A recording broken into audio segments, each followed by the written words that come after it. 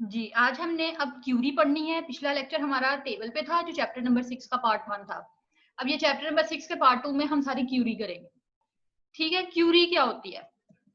Curie होती है एक क्वेश्चन या क्वेश्चन टाइप स्टेटमेंट या इंक्वायरी। सही है, कोई एक क्वेश्चन लाइक स्टेटमेंट होती है। क्यूरी का मतलब जो है वो क्वेश्चन भी है, इंक्वायरी भी है। ये आपने 4 जो डेटाबेस के ऑब्जेक्ट्स पढ़े थे ना, चैप्टर नंबर कौन से चैप्टर में पढ़े थे आपने? चैप्टर नंबर 5 में। सही है, उन 4 ऑब्जेक्ट्स में से एक टेबल हम कवर कर चुके हैं, दूसरा क्यूरी है। क्यूरी का उस वक्त भी मैंने आपको ये चीज बताई थी, अब रिवाइज कर लेते हैं कि ये एक क्वेश्चन होता है। जैसे फॉर एग्जांपल ये डेटाबेस है आपकी, ठीक है, ये आपकी यूजर जो है वो किसी एक कंप्यूटर के ऊपर बैठा हुआ है और डेटाबेस से डाटा रिट्रीव करना चाह रहा है। सही है, तो ये क्या करेगा, नेटवर्क के जरिए, या नेटवर्क पे ना भी हो अगर सेंट्रलाइज डेटाबेस है, तो क्या करेगा कि क्यूरी सेंड करेगा रिक्वेस्ट कि मुझे फला फला डाटा चाहिए। ठीक है, डेटाबेस को, और डेटाबेस वो डाटा उसको उसके रिजल्ट में डाटा दे देगा, ये डाटा रिट्रीव कर लेगा। अब ये जो क्यूरी भेज, इसने जो क्वेश्चन भेजा है ना, इसने जो भेजा है कि मुझे फला फला डाटा चाहिए, तो ये इसको क्यूरी बोलेंगे। ठीक है, एक क्वेश्चन करना इसको क्यूरी कहना, क्यूरी कहेंगे। डाटा बेस में से डाटा को रिट्रीव करने के लिए जो क्वेश्चन किया जाता है वो क्यूरी कहलाता है। It is a powerful and flexible way of selecting, filtering and sorting records. तो ये इसमें रिकॉर्ड को सिलेक्ट किया जाता है, ये 3 ऑपरेशन हैं, फिल्टर भी किया जाता है और सॉर्ट भी किया जाता है। फिल्टरिंग और सॉर्टिंग जो है ये भी क्यूरी के जरिए की जा सकती है। Query is use to select or retrieve records from one or more tables. एक या एक से ज्यादा टेबल्स में से क्यूरी से डाटा को कलेक्ट किया जा सकता है, रिट्रीव किया जा सकता है। और जो रिकॉर्ड आंसर में आएगा, जो रिकॉर्ड उस रिजल्ट में आएगा, उस क्यूरी के रिजल्ट में, उसको डायनासेट या डायनामिक सबसेट भी बोलते हैं। ठीक है, अच्छा, क्यूरी को डेटाबेस ऑब्जेक्ट के तौर पे सेव भी किया जा सकता है ताकि इसको बाद में इस्तेमाल किया जा सके। सही है, क्यूरी को अपडेट भी किया जा सकता है। क्यूरी हर दफा अपडेट होगी, क्यूरी हर दफा अपडेट होगी जब भी ओरिजिनल टेबल में, डेटाबेस में कोई ना कोई अपडेशन होगी। ठीक है, टेबल्स में रिकॉर्ड चेंज हो गया तो क्यूरी में भी रिकॉर्ड चेंज होगा। क्यूरी में एक्चुअली वही रिकॉर्ड आएगा जो कि डेटाबेस के टेबल्स में पड़ा हुआ है। ठीक है, डेटाबेस के टेबल का रिकॉर्ड ही क्यूरी में रिफ्लेक्ट होगा। ऐसा नहीं हो सकता कि टेबल में कोई और रिकॉर्ड पड़ा हुआ है और क्यूरी कुछ और उठा के लाके दी जा रही है। अगर टेबल में चेंज हुआ है तो क्यूरी में भी चेंज होगा। सही है, क्वेश्चन हो सकता है सेम रहे, क्वेश्चन जो है यानी क्यूरी जो है वो हम हो सकता है सेम रहे। आप सेम क्वेश्चन आज कर सकते हो डेटाबेस से, और रिकॉर्ड अपडेट होने के बाद कुछ टाइम के बाद आप सेम क्वेश्चन दोबारा कर सकते हो, लेकिन रिजल्ट हर बार according to the record, according to table, according to data of tables होगा। सही है, फिर आता है fields of tables are selected whose data is to be displayed। Query में ये बताया जाता है कि आपने किस फील्ड का डाटा लेना है। सही है, और कुछ क्राइटेरिया, सिलेक्शन क्राइटेरिया भी डिफाइन किया जा सकता है, स्पेसिफाई किया जा सकता है डाटा को रिट्रीव करने के लिए। क्राइटेरिया क्या होता है? कंडीशन, कोई कंडीशन भी लगाई जा सकती है। सही है, criteria are specified on the data of specific field. इसके ऊपर क्राइटेरिया भी कोई सेट किया जा सकता है, या लॉजिकल ऑपरेटर्स जो हैं वो भी क्राइटेरिया को बहुत बेटर और मीनिंगफुल बनाने के लिए, क्राइटेरिया को अच्छा बनाने के लिए आप लॉजिकल ऑपरेटर्स का इस्तेमाल कर सकते हैं। लॉजिकल ऑपरेटर कौन कौन से हैं? एंड और नॉट। सही है, रिलेशनल कौन से थे? Less than, equal, less than, equal to, greater than, equal to, less than, greater than, equal to, not equal to, ये रिलेशनल थे। सही है, तो यहाँ पे लॉजिकल ऑपरेटर्स का भी इस्तेमाल किया जा सकता है ताकि क्यूरी को मजीद अच्छा और मीनिंगफुल बनाया जा सके। जितनी अच्छी क्यूरी होगी उतना जो है बेहतरीन, उतना प्रिसाइज आपको रिजल्ट मिलेगा। अब ये आम अपनी जुबान में भी देख लें, आम हम जो आपस में बातें करते हैं, जितना आप अच्छा क्वेश्चन करेंगे उतना समझने वाले को समझ आ जाएगी कि इसको किस किस्म का डाटा चाहिए, इसको किस किस्म की इंफॉर्मेशन चाहिए, वो उतना अच्छा उसको जवाब दे पाएगा। अगर क्वेश्चन ही आपका जो है वेग सा हो, मीनिंगलेस सा हो, तो फिर आंसर क्या आप एक्सपेक्ट कर सकते हो? बिल्कुल इसी तरह अगर आपने क्यूरी बनाई है, जितनी अच्छी और जितनी क्लियर क्यूरी होगी, जितनी मीनिंगफुल होगी, उतना ही आपको एग्जैक्ट उसका जो रिजल्ट है, उसका जो डाटा है, जो डाटाबेस में से डाटा रिट्रीव होके आना है, वो उतना मीनिंगफुल डाटा आएगा। अच्छा, when a query is run, जब भी क्यूरी रन की जाती है तो एमएस एक्सेस उन रिकॉर्ड्स को रिट्रीव करके ले आता है जो कि कंडीशन पे पूरा उतरते हैं, जो आपने कंडीशन या क्राइटेरिया सेट किया होता है, जो उस कंडीशन को या क्राइटेरिया को सेटिस्फाई करते हैं, सिर्फ वही रिकॉर्ड्स आते हैं। बाकी रिकॉर्ड्स डिस्कार्ड हो जाते हैं। डिस्कार्ड नहीं मतलब डिलीट नहीं होते डेटाबेस में से, वो डेटाबेस के टेबल में मौजूद होते हैं लेकिन क्यूरी में शामिल नहीं होते, क्यूरी के रिजल्ट में शामिल नहीं होते। सही है। अच्छा, ये कुछ एडवांटेजेस हैं क्यूरी की, ये एडवांटेजेस देख लेते हैं। एक तो ये है कि डाटा ढेर सारी इंफॉर्मेशन सिर्फ एक क्यूरी से रिट्रीव की जा सकती है। सही है। आप एक क्यूरी के जरिए information at once different tables में से और डिफरेंट रिकॉर्ड्स की इंफॉर्मेशन आप ले सकते हैं।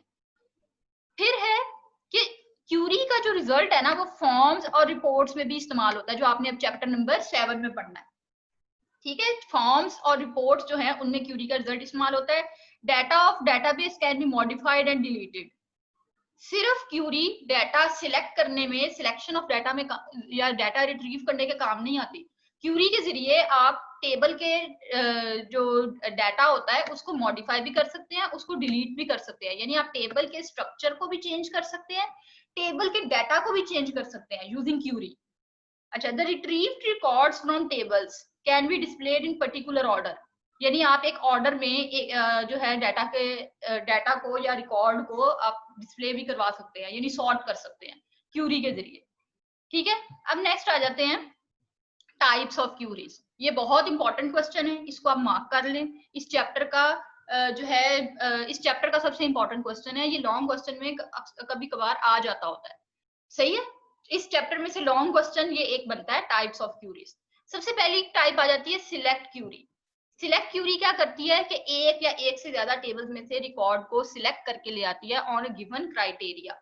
यानी किसी गिवन कंडीशन पे, किसी कंडीशन पे सारे रिकॉर्ड्स को सिलेक्ट करके जो क्यूरी लाती है उसे सिलेक्ट क्यूरी बोलते हैं। सिलेक्ट क्यूरी का रिजल्ट जो है वो डाटा शीट में व्यू होता है, जहां पे सारे रिकॉर्ड्स आप देख भी सकते हैं, अपडेट भी कर सकते हैं। डाटा शीट क्या है, ये लफ्ज आपने पहले भी सुना है, ये आपने सुना है टेबल में। आपको याद हो अगर कि आपने अभी ये चैप्टर नंबर 6 के पार्ट 1 में टेबल्स में क्या देखा था आपने, दो तरह के व्यूज देखे थे, डाटा शीट व्यू और डिजाइन व्यू।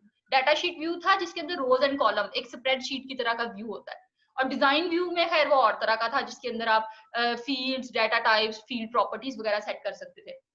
तो खैर सिलेक्ट क्यूरी के जब रिजल्ट आता है वो डाटा शीट की फॉर्म में आता है। इसका मतलब है कि रोज एंड कॉलम की सूरत में आता है। ये मैं आपको अभी एक क्यूरी क्रिएट करके दिखाती हूँ कि उसका रिजल्ट किस तरह से आता है। पहले आप टाइप्स ऑफ क्यूरीज पढ़ लें। सिलेक्ट क्यूरी जो है वो सिलेक्ट स्टेटमेंट से ड्राइव की जाती है। इसके अंदर एसक्यूएल की सिलेक्ट स्टेटमेंट लगती है, जिसके अंदर एसक्यूएल की सिलेक्ट स्टेटमेंट लगे उसके सिलेक्ट क्यूरी बोलते हैं। नेक्स्ट क्यूरी है एक्शन क्यूरी। एक्शन क्यूरी जब लगाते हैं तो वो डेटाबेस के टेबल्स के ऊपर डायरेक्ट इफेक्ट करती है, यानी डेटाबेस के टेबल के ऊपर कोई ना कोई एक्शन परफॉर्म करती है। सही है, डेटाबेस के टेबल्स में जाके करती है, सिर्फ क्यूरी के ऊपर नहीं। अब देखें, अब सिलेक्ट क्यूरी में क्या था, टेबल अलग पड़े हैं। ठीक है, डेटाबेस में ये एक क्यूरी का रिजल्ट आया, डेटाबेस ने मुख्तलिफ टेबल्स में से, ये एक और टेबल था, बस मुख्तलिफ टेबल्स में से रिकॉर्ड लाया और एक व्यू दे दिया, एक जो है ना व्यू लाके इस डाटा शीट व्यू क्यूरी का रिजल्ट दे दिया। ठीक है, डेटाबेस के टेबल्स पे कोई फर्क नहीं पड़ा, टेबल में डाटा वैसे का वैसे ही पड़ा है। सही है, लेकिन एक्शन क्यूरी में क्या होता है, आपने एक क्यूरी लगाई, ठीक है, ये फॉर एग्जांपल आपने एक क्यूरी सेंड की, उसकी वजह से डेटाबेस के टेबल में चेंजेस आ गए, जो भी चेंजेस आती, जिस चेंज के लिए आपने क्यूरी लगाई है, तो ये डेटाबेस के टेबल के ऊपर एक्शन परफॉर्म होगा। सही है। अच्छा, इसमें डाटा नया टेबल भी क्रिएट किया जा सकता है एक्शन क्यूरी का इस्तेमाल करते हुए, और जो एग्जिस्ट कर रहा है पहले से टेबल उसको मॉडिफाई भी किया जा सकता है। फॉर एग्जांपल जैसे अभी मैं इधर टेबल दोबारा बना लेती हूँ, ये टेबल है, रोज एंड कॉलम की फॉर्म में कोई टेबल है। ठीक है, एक क्यूरी भेजी कि फील्ड फला फील्ड, कोई ये फील्ड का नाम होगा कोई, इस फील्ड को डिलीट कर दो, तो इसने इस फील्ड को डिलीट कर दिया एक्चुअल टेबल में से। अब ये टेबल, ये मतलब फील्ड बिल्कुल ही टेबल का हिस्सा रही नहीं, खत्म हो गई है। ठीक है, यानी एक्चुअल टेबल के स्ट्रक्चर को भी चेंज किया जा सकता है और एक नया टेबल भी बनाया जा सकता है एक्शन क्यूरी के जरिए। एक्शन क्यूरी की कुछ टाइप्स हैं। डिलीट क्यूरी, डिलीट क्यूरी क्या करती है, एक या एक से ज्यादा डेटाबेस के टेबल्स में से रिकॉर्ड को डिलीट कर देती है, परमानेंटली डिलीट कर देती है। सही है, आप मतलब उस रिकॉर्ड को दोबारा ना रिट्रीव कर सकते हैं, वो रिकॉर्ड डेटाबेस के टेबल्स में एग्जिस्ट ही नहीं करेगा। अपडेट क्यूरी क्या करती है, परमानेंटली अपडेट कर देती है रिकॉर्ड को, परमानेंटली जो है ना रिकॉर्ड चेंज कर देती है एक्चुअल टेबल्स में से। अपेंड क्यूरी क्या करती है कि नया record at the end of all records, सारे रिकॉर्ड्स के आखिर में एक नया रिकॉर्ड ऐड कर देती है। और क्रिएट टेबल क्यूरी में नया टेबल क्रिएट किया जा सकता है, सही है, नया टेबल क्रिएट करती है क्रिएट क्यूरी। नेक्स्ट क्यूरी आ जाती है क्रॉस टैब क्यूरी। ये टोटल 4 टाइप्स ऑफ क्यूरीज है, इनको अच्छी तरह कर लीजिएगा। क्रॉस टैब क्यूरी होती है जिसके अंदर ऐसी क्यूरी, ऐसा क्वेश्चन जिसके अंदर बहुत सारी कैलकुलेशंस परफॉर्म की जाएं न्यूमेरिक फील्ड्स के ऊपर। कैलकुलेशन ज्यादा टेक्स्ट फील्ड के ऊपर तो परफॉर्म नहीं की जा सकती। फॉर एग्जांपल मैं कह दूं Myra plus Anam is equal to कुछ, मतलब क्या आंसर आएगा इसका, मायरा प्लस अनम किया जा सकता है। अगर मैं कहूं 4 + 6, हाँ ये चीज की जा सकती है। न्यूमेरिक डाटा के ऊपर कैलकुलेशन परफॉर्म की जा सकती है, टेक्स्ट डाटा के ऊपर नहीं की जा सकती। बहरहाल ज्यादातर जो न्यूमेरिक फील्ड्स के ऊपर कैलकुलेशन परफॉर्म करता है, कैलकुलेशन किस टाइप की, यानी फॉर एग्जांपल सम कैलकुलेट करना, यानी प्लस कर देना सारी वैल्यूज को। अगर कोई आपके पास फील्ड है फिजिक्स के मार्क्स, इंग्लिश के मार्क्स, केमिस्ट्री के मार्क्स, तो आप एट द एंड उसको सम टोटल मार्क्स जो है वो क्यूरी के जरिए कर सकते हैं। और एवरेज फाइंड आउट करना या काउंट करना, टोटल नंबर ऑफ कितने स्टूडेंट्स हैं किसी एक फील्ड में, कितने रिकॉर्ड्स मौजूद हैं, क्यूरी के जरिए आपने ये फाइंड आउट करना है, तो आप काउंट की का फंक्शन इस्तेमाल कर सकते हैं। इसके अलावा और बहुत सारे कंप्यूटेशनल फंक्शन मौजूद हैं जिनका क्रॉस टैब क्यूरी में इस्तेमाल किया जा सकता है। अच्छा, आप सोच रहे होंगे हम हमेशा एग्जांपल लेते हैं स्टूडेंट की, फिजिक्स केमिस्ट्री के, मतलब इसी किस्म की एग्जांपल क्यों लेते हैं? बच्चे जो डेटाबेस है ना वो ज्यादातर इसी किस्म के इन्वायरमेंट्स में बनती है। फॉर एग्जांपल कोई सिनेमा हो, सिनेमा के इन्वायरमेंट में बने तो उसका थोड़ा कुछ और तरह का। हम असल में एग्जांपल स्टूडेंट की इसलिए लेते हैं, हम कॉलेज या यूनिवर्सिटी या स्कूल के लिए डेटाबेस की बात कर रहे होते हैं। तो हम चूंकि इस अदारे, हम इस चीज से, इस सिस्टम से फैमिलियर हैं, हम इस सिस्टम को बहुत ज्यादा इसमें इन्वॉल्व होते हैं, हम जानते हैं कि इधर कैसे काम होता है, तो इसलिए हम ज्यादातर एग्जांपल इसी की लेते हैं। नहीं तो डेटाबेस की बहुत सारी जो है ना बहुत हर जगह पे डेटाबेस का इस्तेमाल किया जा सकता है। फॉर एग्जांपल जैसे डिपार्टमेंटल स्टोर में कितनी प्रोडक्ट्स पड़ी हैं स्टॉक में, कितने प्रोडक्ट्स जो हैं नई आने वाली हैं, इस किस्म का हिसाब किताब लगाना, इन्वेंट्री का, एम्प्लॉयज का, सही है। तो डेटाबेस का इस्तेमाल हर जगह पे है, लेकिन हम स्टूडेंट वाली एग्जांपल सिर्फ इसलिए ले रहे हैं ताकि आप इजीली उस पॉइंट को गेट कर सको। अच्छा, नेक्स्ट आ जाती है लास्ट हमारी type of query which is parameter query. Parameter query एक ऐसी क्यूरी होती है जिसमें डायलॉग बॉक्स खुलता है और फिर जब भी आप उस क्यूरी को रन करते हैं और फिर वो डायलॉग बॉक्स आपसे इंफॉर्मेशन लेता है, पैरामीटर्स के तौर पे इंफॉर्मेशन लेता है कि मुझे बताओ कि जिस तरह हम इस बाकी क्यूरीज में तो स्पेसिफिकली दे देते हैं ना कि फलां फील्ड का डाटा उठा के लाओ, या फिर ऐसे डाटा उठा के लाओ जैसे फॉर एग्जांपल किसी के फिजिक्स में मार्क्स लेस देन 70 हैं, उनका डाटा लेके आओ, या जो बच्चे फेल है। तो आपने एक पहले से ही क्यूरी के अंदर ही सारी कंडीशंस लगा दी। लेकिन पैरामीटर क्यूरी में जब क्यूरी रन होती है उसके बाद वो आपसे कंडीशन पूछता है, ठीक है, उसके बाद पैरामीटर्स के तौर पे इंफॉर्मेशन लेता है। अब मैं आपको डिजाइन व्यू में आपको क्यूरी क्रिएट करना सिखाती हूँ, बताती हूँ कि किस तरह से क्यूरी क्रिएट की जाती है।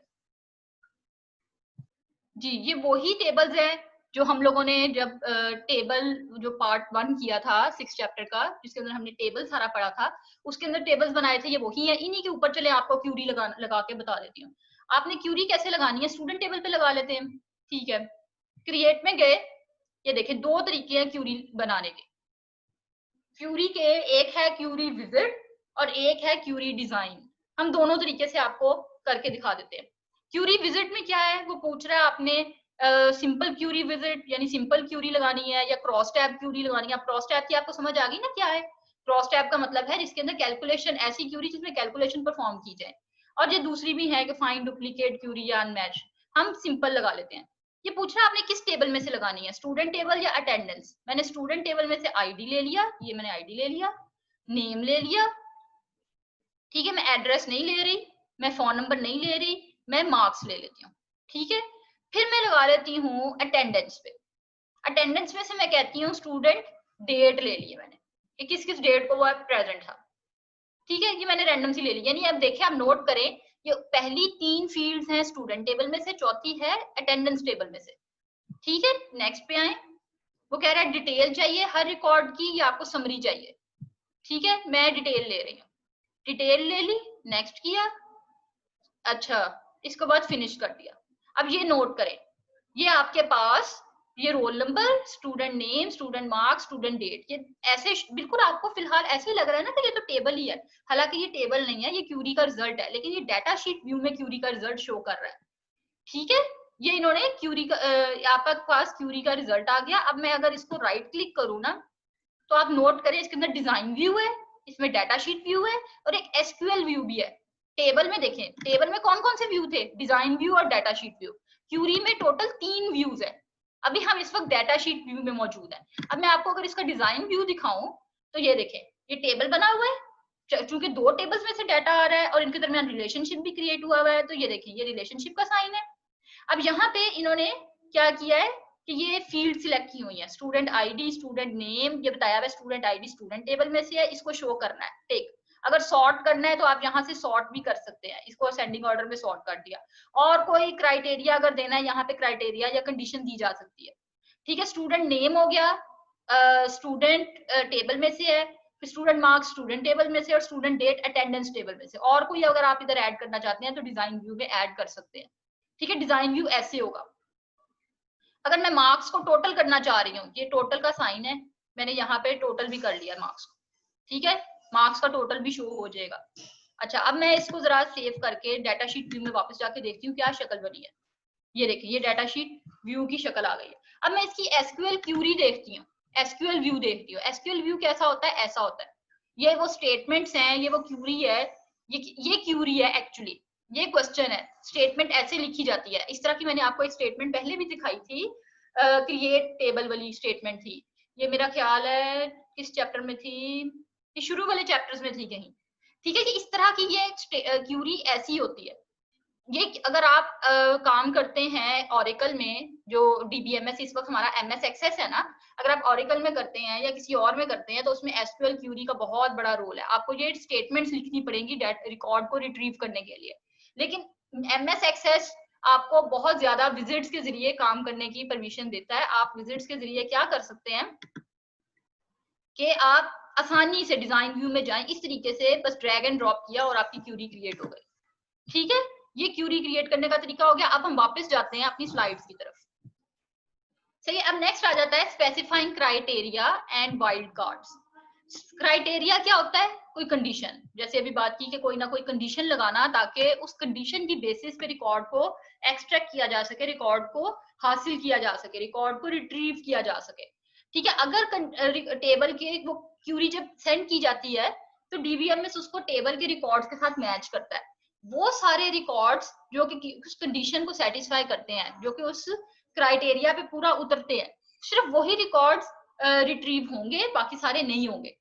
अच्छा, कंडीशन में रिलेशनल ऑपरेटर्स हो सकते हैं। रिलेशनल ऑपरेटर्स कौन कौन से हैं, ये सारे इस तरह के रिलेशनल ऑपरेटर्स कहलाते हैं। या लॉजिकल ऑपरेटर्स हो सकते हैं, यानी कि एंड और नॉट वगैरह। या वाइल्ड कार्ड्स हो सकते हैं। वाइल्ड कार्ड कौन से हैं, एक स्टैटिक और एक क्वेश्चन मार्क। ये अब नेक्स्ट स्लाइड में हम देखते हैं ये क्या होते हैं। ठीक है, फॉर एग्जाम्पल आपने कंडीशन लगा दी कि फिजिक्स फील्ड की वो स्टूडेंट्स जिनके फिजिक्स के मार्क ग्रेटर देन 70 हो, सिर्फ वही उन्हीं का ही रिकॉर्ड शो हो, तो ये कंडीशन लग गई। ठीक है, अब नेक्स्ट आ जाते हैं वाइल्ड कार्ड्स। वाइल्ड कार्ड्स क्या होते हैं, स्पेशल कैरेक्टर्स होते हैं। जैसे एक ये स्टैटिक का कैरेक्टर है, एक ये क्वेश्चन मार्क का कैरेक्टर। ये स्पेशल कैरेक्टर है जो कि क्राइटेरिया को डिफाइन करने के लिए इस्तेमाल होते हैं। फॉर एग्जाम्पल, अगर मैं कहती हूँ उन स्टूडेंट्स का नाम मुझे शो करो जिनका नाम ए बी से स्टार्ट होता है, सिर्फ उन स्टूडेंट्स का नाम शो करो, आगे जितने मर्जी कैरेक्टर्स आए, तो आप ऐसे लिख सकते हैं ए बी, और आगे स्टैटिक का मतलब है आगे जितने मर्जी नंबर ऑफ कैरेक्टर्स आए, कोई लिमिट नहीं है। लेकिन अगर आप कहते हैं किसी स्टूडेंट कोई टेक्स्ट है उसका नाम सी से शुरू हो, लेकिन आगे सिर्फ एक लेटर आए, एक सिंगल कैरेक्टर आए, तो आप इस तरह से, क्वेश्चन मार्क का मतलब है सिंगल कैरेक्टर और स्टैटिक का मतलब है एनी कैरेक्टर। ये कंडीशन में इस्तेमाल होते हैं वाइल्ड कार्ड्स। नेक्स्ट आ जाते हैं ज्वाइन।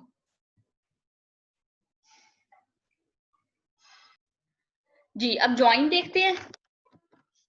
ज्वाइन में, हाँ जी, ज्वाइन क्या होता है कि ये एक क्यूरी होती है ठीक है, क्यूरी क्या करती है, जो मल्टीपल टेबल्स में से डाटा एक्सट्रैक्ट करती है। सही है, ये रिलेशनशिप मल्टीपल टेबल्स में लॉजिकल कनेक्शन बनाता है, और क्यूरी जो ज्वाइन क्यूरी है वो मल्टीपल टेबल्स में से डाटा रिट्रीव करती है या डाटा एक्सट्रैक्ट करती है। सही है, सर्चेस द रिक्वायर्ड रिकॉर्ड, पहले टेबल में से पहले रिकॉर्ड सर्च करती है, जो जो रिकॉर्ड जो क्राइटेरिया पे या कंडीशन पे पूरा उतर रहा होता है, और जो उस क्यूरी जिस जो क्वेश्चन के अकॉर्डिंग होता है, उसको क्यूरी को सेटिस्फाई कर रहा होता है, पहले उसको सिलेक्ट करती है। फिर उसके बाद उससे रिलेटेड या कोरस्पॉन्डिंग जो जो रिकॉर्ड सेकंड टेबल में होते हैं, जो जिसके साथ वो रिलेशनशिप क्रिएट हुआ होता है, उनको फिर सिलेक्ट करती है। ज्वाइन क्यूरी का ये काम है। ठीक है, रिलेशनशिप और ज्वाइन में क्या फर्क है? रिलेशनशिप लॉजिकल कनेक्शन बनाता है बिटवीन टेबल्स, मल्टीपल टेबल्स या एंटिटीज, और ज्वाइन क्या करता है कि उन मल्टीपल टेबल्स में से इंफॉर्मेशन एक्सट्रैक्ट करता है क्यूरी के जरिए। ठीक है, उन रिलेशनशिप जो जिन टेबल्स के दरमियान में बना होता है उनको यूज करते हुए क्यू जो है रिकॉर्ड एक्सट्रैक्ट करता है। नेक्स्ट पे आ जाते हैं, जो हमने किया था ना, जो हम लोगों ने मल्टीपल टेबल्स में से डाटा एक्सट्रैक्ट किया था, उनमें ज्वाइन यूज हुआ था। चलिए मैं आपको ना उसमें एक्सेस में दिखा देती हूँ। अच्छा, ये हमारा था, इसके अंदर ये हमारी स्टूडेंट क्यूरी थी। ठीक है, हमने इसमें से दो टेबल्स हैं हमारे, अटेंडेंस और स्टूडेंट के, और जब क्यूरी लगाई थी स्टूडेंट क्यूरी में, हमने ये रोल नंबर, नेम, मार्क्स ये स्टूडेंट टेबल में से था, और जो जो डेट है ये अटेंडेंस टेबल में से थी। ठीक है, अगर मैं इसकी एसक्यूएल व्यू देखूं ना, तो ये आपको अगर एसक्यूएल व्यू दिख रहा है, इसके अंदर देखिए ज्वाइन लगा हुआ है, ये लगा हुआ है इनर ज्वाइन। ठीक है, ये क्यूरी का हिस्सा है, ये ज्वाइन ने दो टेबल्स को आपस में ज्वाइन कर दिया। ये बात मैंने आपको एसक्यूएल व्यू में जाके बताई है। क्यूरी के तीन व्यूज है ना, डाटा शीट व्यू जो हमने अभी देखा, जिसके अंदर रोज एंड कॉलम की फॉर्म में सारा डाटा होता है, डाटा शीट व्यू, और उसके बाद फिर हमारा, ये मैं डाटा शीट व्यू निकाल लेती हूँ, फिर ये एसक्यूएल व्यू जिसके अंदर क्यूरी लिखी होती है, और तीसरा व्यू कौन सा है? Design view. ठीक है, जिसमें इस तरह से सारा जो है आपको ये सारी क्यूरी का स्ट्रक्चर शो हो रहा होता है। ठीक है, अब वापस जाते हैं स्लाइड्स की तरफ। सही है, अब नेक्स्ट आते हैं क्यूरी विजिट। ठीक है, क्यूरी को हमने कहा था बनाने के दो तरीके हैं, एक था क्यूरी विजिट के जरिए क्यूरी क्रिएट की जा सकती है, और दूसरा हमने क्या किया था? Query design. सही है, हमने क्यूरी विजिट के और क्यूरी डिजाइन के जरिए क्यूरी को क्रिएट किया। ये मैंने आपको करके दिखा दिया एक दफा प्रोसीजर ना इसका, बहरहाल दोबारा देख लेंगे। क्यूरी विजिट एक ऐसा टूल है एमएस एक्सेस में जिससे आप सिलेक्ट क्यूरी क्रिएट कर सकते हैं। ये बहुत ही आसान और सिंपल वे देता है टू क्रिएट अ क्यूरी। ठीक है, इसका प्रोसीजर मैंने आपको वैसे बता दिया था, एक दफा दोबारा आपको करके दिखा देती हूँ। सिंपल क्यूरी कैसे क्रिएट करते हैं वो हमने देखा था। अब ये नेक्स्ट देख लेते हैं, फाइंड डुप्लीकेट्स क्यूरी। ये क्यूरी क्या करती है कि एक या एक से ज्यादा फील्ड्स में से चेक करती है कि इनमें डुप्लीकेट रिकॉर्ड कितने मौजूद है। सही, डुप्लीकेट यानी कि एक जैसे रिकॉर्ड जो मौजूद हो उनको फाइंड आउट करती है। ठीक है, ये मैं आपको क्रिएट करके अभी दिखा देती हूँ, ये भी क्यूरी विजिट से ही क्रिएट होगा। दोबारा चलते हैं एमएस एक्सेस की तरफ। ठीक है, ये एमएस एक्सेस पे आ गए, जो मैंने आप लोगों को अभी क्यूरी क्रिएट करना सिखाई थी, जो हमने की थी पहले, हम क्रिएट में गए थे। ठीक है, इसके अंदर देखें क्यूरी विजिट और क्यूरी डिजाइन, ये दो ऑप्शन है। क्यूरी डिजाइन से आपका ऐसा व्यू खुल जाएगा, चले मैं खोल लेती हूँ, ये एक इस किस्म का व्यू खुल जाएगा। अभी मैं नहीं इसको कर रही, इसको मैं क्लोज कर रही हूँ। ठीक है, अगर मैं क्यूरी विजिट से बनाना चाहूँ तो क्यूरी विजिट से इस तरह का व्यू खुलेगा, जिसमें हमने सिंपल क्यूरी विजिट सिलेक्ट करके ये क्यूरी डिजाइन की थी। ठीक है, अच्छा अब हम करने लगे हैं, हमने ये वाला करना, फाइंड डुप्लीकेट्स क्यूरी विजिट। ठीक है, मैंने इसको क्लिक किया, अब ये वाली क्यूरी आपको क्रिएट करके दिखाती हूँ। ये पूछ रहा है किस टेबल में से आपने क्यूरी क्रिएट करनी है, मैं कह रही हूँ मैंने स्टूडेंट में से करनी है। नेक्स्ट किया, मैं स्टूडेंट नेम ले लेती हूँ, क्योंकि आईडी तो किसी का सेम नहीं होगा। स्टूडेंट फोन नंबर हम फिलहाल उसके अंदर कोई रिकॉर्ड एंटर नहीं किया हुआ, मार्क्स सेम हो सकते हैं, लेकिन बहरहाल हम नेम या मार्क्स पे चले कर लेते हैं, मार्क्स पे कर लेते हैं। ये एंटर किया, नेक्स्ट किया, और बस मैं फिनिश कर रही हूँ। ठीक है, ये क्यूरी खुल गई। अभी फिलहाल कोई स्टूडेंट ऐसा मौजूद नहीं है जिसके सेम मार्क्स हो। चले हम ना स्टूडेंट टेबल में जाकर रिकॉर्ड थोड़ा अपडेट कर लेते हैं ताकि इस क्यूरी का रिजल्ट देख सकें। ठीक है, मैं इसको सारे को बंद कर रही हूँ, स्टूडेंट टेबल खोलती हूँ। फॉर एग्जाम्पल इसके 54 मार्क्स हैं, तो मैं यहाँ पे भी 54 एंटर कर देती हूँ। ठीक है, अब मैं इस टेबल को सेव किया। अब मैं ये वाला फाइंड डुप्लीकेट्स फॉर स्टूडेंट को खोलूं, तो ये कह रहा है जिस 54 मार्क्स दो स्टूडेंट्स के हैं, देखें उसने डुप्लीकेट जो रिकॉर्ड था वो फाइंड आउट किया कि 54 मार्क्स के ऊपर लगा हुआ था ना डुप्लीकेट का, तो कि 54 मार्क्स जो हैं 54 जिसके हों वो 2 स्टूडेंट्स के मार्क्स हैं। अच्छा मैं थोड़ा और अपडेट कर देती हूँ, मैं कहती हूँ 20 या इसको 90 कर देती हूँ। ठीक है, अब मैंने इसको सेव किया। अब मैं फाइंड डुप्लीकेट स्टूडेंट रिकॉर्ड को क्लोज करके दोबारा ऑन करती हूँ। ये देखें दोबारा रन हुई है ना, ये देखिए कह रहा है कि 54 के दो स्टूडेंट्स ऐसे हैं जिनके 54 मार्क्स हैं और 2 हैं जिनके 90 मार्क्स हैं। ठीक है, डुप्लीकेट्स को फाइंड आउट कर रहा है। एक और इसको भी मैं जो है ना 54 ही कर देती हूँ। अब क्या होगा इसका रिजल्ट, 54 के देखे 3 रिकॉर्ड्स हो गए, नंबर ऑफ डुप्लीकेट फील्ड्स 3 है। सही है, ये आप लोगों ये हो गया हमारा, कौन सी क्यूरी थी, find duplicates query with it. ठीक है, अब हम वापस चलते हैं अपनी स्लाइड्स पे। ठीक है, फिर नेक्स्ट आ जाता है performing calculation in query. Query के ऊपर कैलकुलेशंस परफॉर्म करना, क्यूरी के ऊपर मुख्तलिफ किस्म के ऑपरेशंस परफॉर्म किए जा सकते हैं। यानी ऑपरेशन का क्या मतलब है, किसके ऊपर ऑपरेशन परफॉर्म होंगे, फील्ड्स की वैल्यूज पे। ठीक है, मुख्तलिफ रिकॉर्ड्स की जो वैल्यूज हैं, मुख्तलिफ रिकॉर्ड्स में जो मुख्तलिफ फील्ड्स की जो वैल्यूज हैं उनके ऊपर आप कैलकुलेशन परफॉर्म कर सकते हैं। कुछ प्री डिफाइंड फंक्शन है जो कि MS एक्सेस हमें प्रोवाइड करता है, पहले से डिफाइन किए हुए प्री डिफाइंड फंक्शंस हैं। वो कौन कौन से हैं, ग्रुप बाय। ठीक है, ये पूरे ग्रुप को आइडेंटिफाई करेगा और फिर कैलकुलेट करेगा। सम, ये डिफरेंट वैल्यूज को ऐड करेगा। Average, average value find out करेगा। मिनिमम, पूरी लिस्ट में से मिनिमम वैल्यू फाइंड आउट करेगा और मैक्सिमम, पूरी लिस्ट में से मैक्सिमम वैल्यू फाइंड आउट करेगा। काउंट क्या करेगा, नंबर ऑफ वैल्यूज को काउंट करेगा। STDEV ये स्टैंडर्ड डेविएशन के लिए है। VAR वेरिएंस के लिए है। ये क्या करेगा, फर्स्ट वैल्यू, किसी भी फील्ड वैल्यू की फर्स्ट वैल्यू फाइंड आउट करेगा और लास्ट जो है वो लास्ट करेगा। एक्सप्रेशन, एक्सप्रेशन क्या करेगा, एक एक्सप्रेशन के जरिए किसी ना किसी कैलकुलेटेड किसी ना किसी फील्ड में कैलकुलेशन परफॉर्म करेगा। एक्सप्रेशन क्या होती है, आप लोगों ने पढ़ी थी ना कि मुख्तलिफ ऑपरेंट्स या ऑपरेटर से मिलके एक एक्सप्रेशन बनती है। फॉर एग्जांपल मैंने परसेंटेज कैलकुलेट करनी है, तो परसेंटेज कैसे करूंगी, ऑब्टेन मार्क्स। ठीक है, उसके बाद डिवाइडेड बाय टोटल मार्क्स और मल्टीप्लाई बाय 100। ये क्या बन गई, एक एक्सप्रेशन बन गई।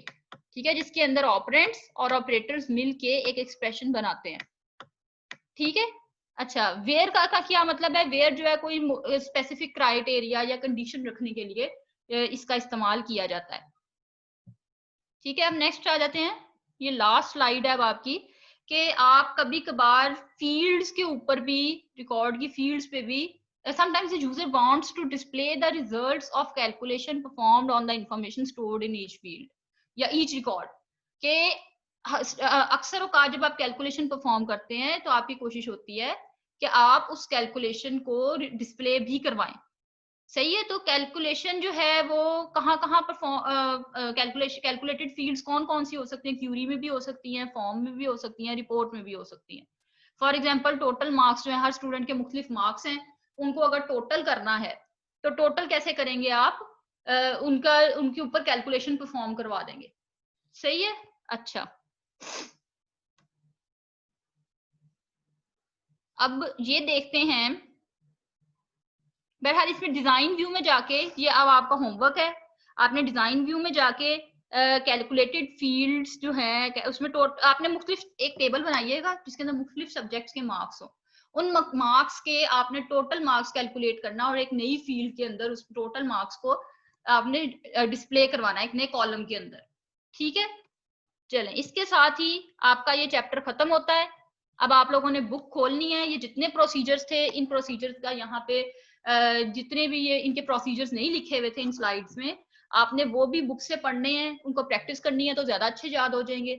लेकिन एक दफा बुक से भी पढ़ लीजिएगा और आपने बाकी सारा जो आपका जो इसमें मेन पॉइंट्स थे, मेन जो आपके लॉन्ग क्वेश्चन था, एक तो था टाइप्स ऑफ क्यूरीज, उसको अच्छी तरह कर लेना है। और बाकी टेबल के आपने ये चीजें और मुख्तलिफ ये जो वाइल्ड कार्ड से ये MCQs वगैरह के लिए आपने देख लेने हैं। ठीक है, और रिलेशनशिप क्या होता है, ये चीजें सारी शॉर्ट क्वेश्चंस वगैरह के लिए देख लेनी है। और अब आपने इसको बहरहाल आप पढ़ना है। ठीक है, और इसके साथ ही हमारा ये चैप्टर खत्म होता है। अब हम नेक्स्ट चैप्टर में फॉर्म्स और रिपोर्ट स्टार्ट करेंगे।